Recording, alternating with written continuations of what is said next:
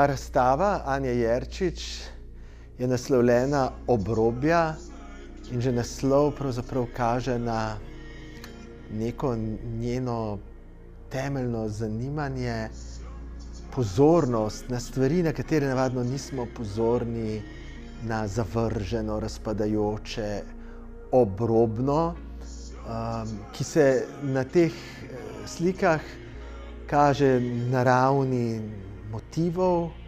Pogosto so to neke razpadle zeljne glave, drugi pridelki, ki jih pustijo kmetje jeseni na poljih, ali pa nek plevel, kot je naslov enega od 3 razstavljenih ciklov. Po drugi strani se tudi že na ravni samih materialov, medijev, ki jih uporablja v teh mešanih tehnikah, je vsebovano nekaj tega. Ona uporablja razne zavržene voščenke, fluorescentne akrile svoje hčerke, in to zavestno, tudi kot da nekako transformira iz nečesa zavrženega neko novo intenzivnost, nov preplet iz takih disparatnih materialov pravzaprav, ki korespondira tudi na tej ravni s tem, kar je vizualizirano. Te slike in takoj se kot neka sprememba tega, kar se zdi obrobno, v nekaj centralnega, v nekaj, za kar smo pravzaprav izgubili senzibilnost, pa pravzaprav ne moremo očitno brez tega živeti. Tisti rob med kulturo in naturo, recimo, kot sama pravi, boj med tem obojim, ki se dogaja recimo na robu mesta spet, kot nekdo, ki živi na istem robu Ljubljane kot umetnica, lahko seveda na en zanimiv način v teh slikah prepoznam, zelo konkreten, da se izrazim, tako kot Tomaž Brejc, recimo genius loci, duha kraja, dejansko neka obrobje Ljubljane, Kleče, Savle, kjer je že stoletja neka pomembna tradicija zeljarstva in s tem povezanih pridelkov. Skratka, prav prepoznaš to vzdušje. Seveda tukaj ne gre za neko preprosto mimetično upodabljanje. Te slike učinkujejo na način, kako so naslikane, pravzaprav ta abstraktni all over, ki ga poznamo, ki ga je uveljavil ameriški abstraktni ekspresionizem, ampak skozi to, z neko avtonomijo potez, skozi to se vzpostavlja ena korespondenca s tem svetom, ki je obenem razpadanje teh pridelkov in potem neko prerajanje v razpadanju. In tak alkimističen proces, ki je pa za slikarstvo kot tako centralen.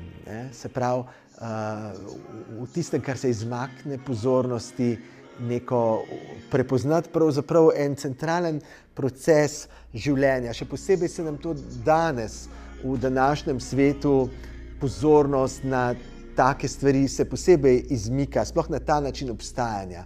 Se mi zdi, da danes je tudi najbrž po krivdi ali zaslugi teh novih tehnologij prevladuje v načinu, kako si ljudje vizualizirajo svet, ena težnja po nekem čistem, v smislu, da se umakne neke šume, neke problematične momente, medtem ko slikarka se pravzaprav fokusira ves čas ravno na to in v tem prepoznava resnično življenje.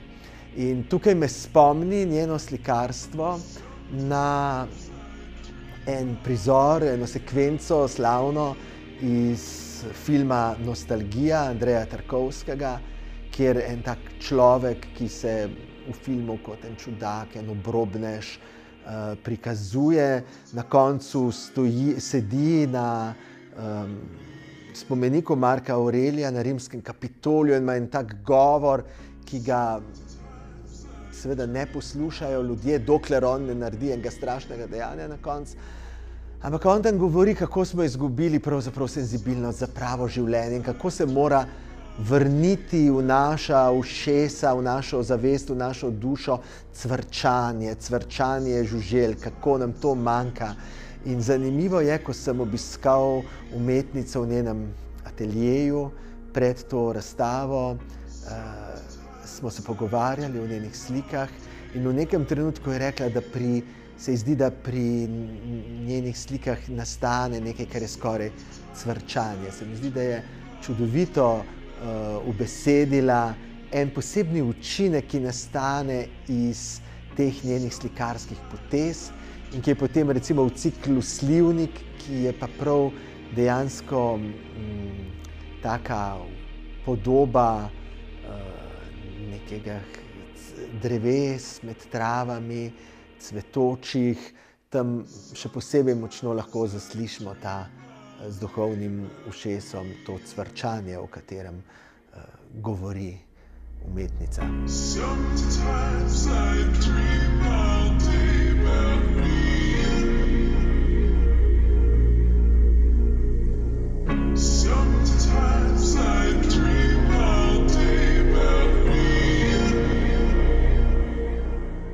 Zadnja dela se od predhodnih razlikujejo tudi v neki eklektični uporabi različnih tehnik in materialov.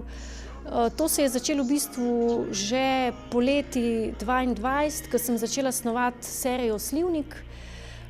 Tisto poletje sem preživela na neki idilični kmetiji, 250 let stari, in imela nek tak polzunanji atelje. S sabo sem imela cel kup nekih barvic, voščenk, nekih priročnih orodij in ravno mogoče zaradi te neke svobode sem tudi zelo svobodno posegala po teh materialih in orodjih in si privoščila veliko mero raziskovanja.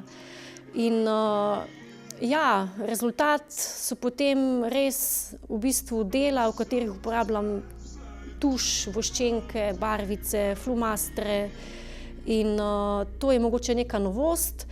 Po drugi strani pa tudi mogoče tista neposredna gesta, gestualni zapisi, ki so v prejšnjih delih ostajali nekje v nekih spodnjih planih, zdaj prihajajo malo bolj v ospredje. Načeloma pa uporabljam mogoče neke metode polivanja, dripingov, tudi luščenja. Zadnji nanosi so zelo načrtni, zelo nadzorovani, barvo oblikujem s slikarsko lopatko in vsi ti procesi so tako zelo, v bistvu gre za slikanje z vmesnikom, ni prisotne te neke neposrednosti. In ja, to je zdaj mogoče res tista neka novost, svobodni gestualni zapisi, ki prihajajo v ospredje slike in so mogoče še malo pomembnejši tvorci končne podobe. Zdaj neka ta potreba po teh neposrednih gestualnih zapisih je v bistvu prisotna že od nekdaj, ampak to se navadno manifestira na nekih mimobežnih risbicah, skicirkah na računih. Nikoli pa tega nisem jemala tako resno, ne vem, ampak zdaj zadnje čase mi je to en tak izziv, ker se mi zdi za neko smiselno uporabo nekih ekspresivnih potez rabiš v bistvu kar veliko mero tudi enega predznanja, tudi neke samozavesti, moraš nekako vedeti, kaj hočeš s tem doseči. Ker še vedno me pa zanima to mnoštvo nekih dotikov materialnih, mnoštvo nekih različnih, raznovrstnih dotikov na platno, ki nekako, mogoče dražijo oko in privabijo gledalca, da mogoče sliko pogleda od blizu. Od daleč so pa vsi ti dražljaji seveda podrejeni tej celoti, optični učinek vodi gledalca, da mogoče uzre neko iluzijo, neke realnejše upodobitve, no.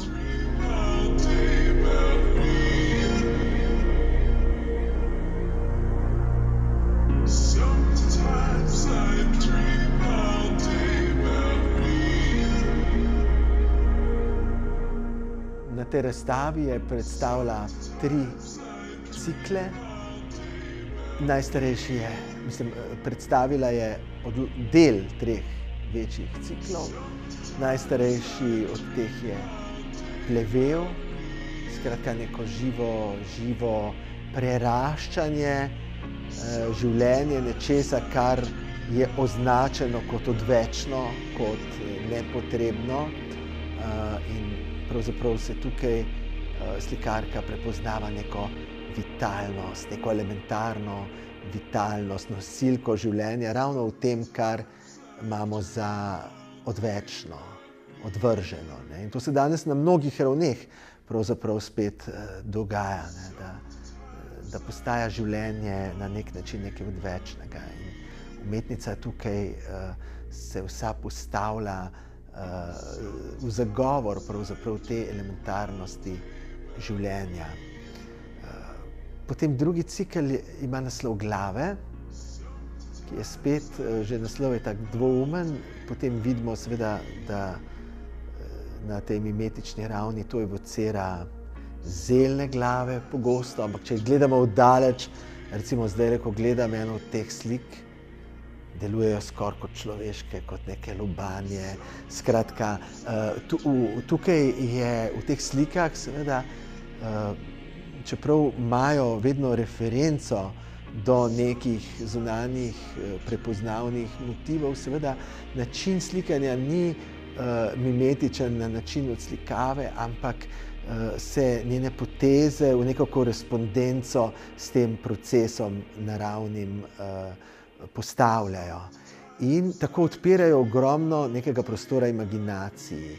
Skratka, to so izrazito slike, pred katere se je treba postaviti in ki odprejo eno tako meditacijo, tako kot recimo Leonardov zid, ko piše o tistem zidu, v katerega so pljuvali bolniki, in če mi to gledamo, se nam bodo razprle v teh naključnih potezah. To so nadrealisti potem znali zelo izkoriščati. In te slike delujejo seveda na tak način, ko jih gledamo, se nam pravzaprav ogromno enih asociacij lahko sproža in delujejo nekako na nas, nam odkrivajo seveda naš notranji svet, to, kar se z nami dogaja.